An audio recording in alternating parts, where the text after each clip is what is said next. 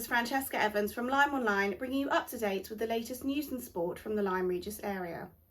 Dangerous levels of fecal bacteria have been found in the River Lyme, and water quality levels at the main beach in Lyme Regis may be downgraded. These were the findings of a Freedom of Information request submitted by Environment campaign group Turn Lyme Green to the Environment Agency. Campaigners have described the River Lyme as toxic and almost dead, warning that levels of E. coli are so high that they could see people hospitalised or kill dogs. There was an average of 22,815 units of E. coli per 100 ml water in 20 samples taken from the River Lyme between May and September. Just 1 unit of E. coli per 100 ml of water is considered unsafe to drink, and swimming beaches should not exceed 88 units. The samples were taken by the Environment Agency after E. coli spikes were found in the bathing water off Lyme Regis Beach in August and September, and this has now been considered for downgrading, which could have detrimental impact on tourism and the local economy. The Environment Agency says it is working with South West Water to resolve the issues as soon as possible. West Dorset MP Chris Loder has said he does not believe that Dorset Police has sufficiently prioritised Lyme Regis to resolve ongoing concerns over antisocial behaviour and drug crime. Speaking exclusively to LymeOnline, the Conservative MP said that recent incidents and an incremental increase in violent crime and the levels of policing in Lyme Regis gave him a real cause for concern. His comments came after a number of residents made complaints about antisocial behaviour and drug use, particularly on the main residential estate in Lyme Regis, saying that the police and Magna Housing Association had not done enough to tackle these issues. Some described the ongoing incidents as a living hell and said they had been forced to consider moving elsewhere. In a recent interview with LymeOnline, Police and Crime Commissioner David Sidwick admitted that policing required improvement in Lyme Regis. He said he believed that Magna Housing had failed in its commitment to the community. Lyme Regis Town Council has also received complaints from residents over antisocial behaviour and drug crime, with several expressing concerns over the lack of policing in Lyme Regis. Sergeant Mike Brown has said they are increasing police visibility in the town as it has now been identified as a priority location. The police, town and county councils and Magna Housing will be discussing the issues at a meeting to be chaired by Mr Loder. Lyme Regis town councillors have found themselves in trouble again, with the town clerk warning that their poor behaviour was the biggest risk faced by the council for the second year running. In his annual report on risk management, town clerk John Wright said that the behaviour of some members was affecting the well-being, participation and decision-making abilities of other councillors.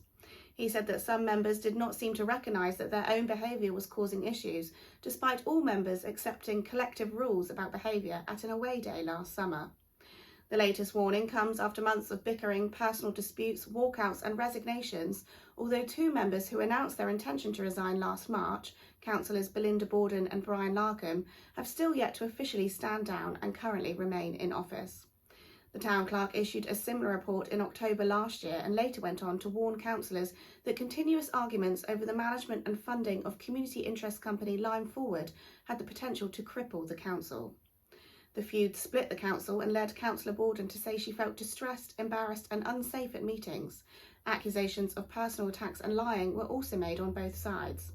An independent facilitator is now being brought in to oversee another away day for members, with the aim of putting personal disputes to bed once and for all. Lyme Regis could have new 20-mile-per-hour speed limits introduced after residents raised concerns about dangerous driving in the town.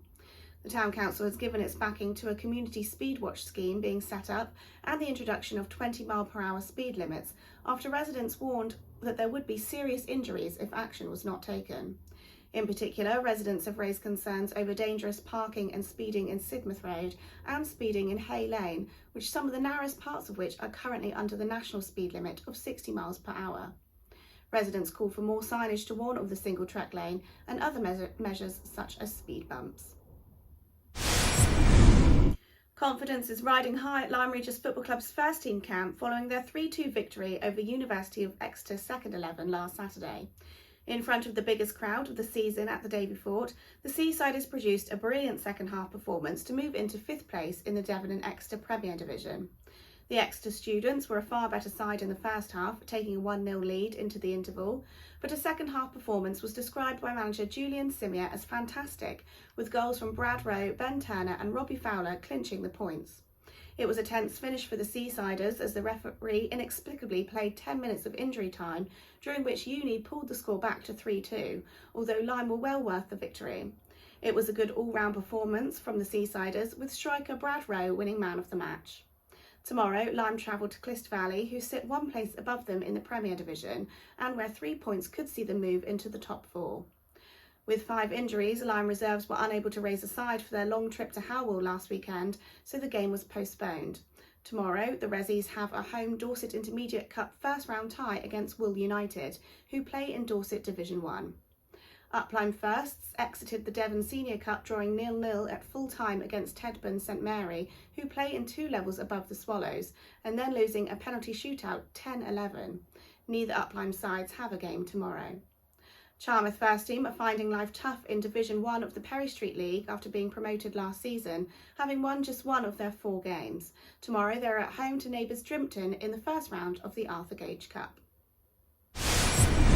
Today there will be a talk on suffragettes in the South West by author Pam Vass at the Woodmead Halls at 11 a.m, organised by the local U3A. And the Marine Theatre will tonight be hosting its monthly comedy club, with doors opening at 7 p.m. Up Lyme Village Hall will host a coffee morning and jumble sale on Saturday morning, and the Nag's Head will host its weekly live music night from 9 p.m. A largely cloudy day today with a rather unsettled weekend ahead. Strong winds and light showers are forecast on Saturday, building up throughout the afternoon and drying up in the early evening, but more rain is anticipated on Sunday afternoon and into the night. Temperatures are set to reach highs of 17 degrees. And finally, the annual Totally Locally Fiverfest is now well underway in Lyme Regis, with many local businesses offering £5 deals to customers, so you can grab yourself a bargain up until October 22nd. Thanks for watching and have a great weekend.